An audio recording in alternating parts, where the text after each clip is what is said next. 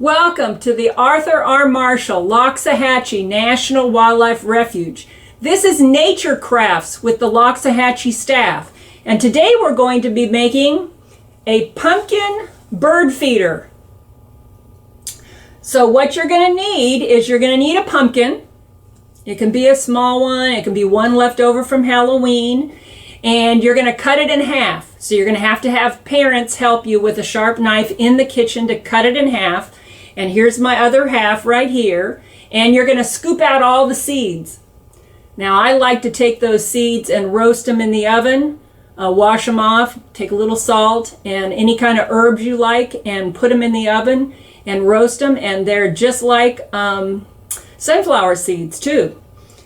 So we've got two halves. We've cleaned out the inside and you're going to just go ahead and fill it with birdseed, wild birdseed. Make a little harness, and there you have it. This is a very nice Thanksgiving gift to all your wild birds in your neighborhood, in your backyard, in your area where you live.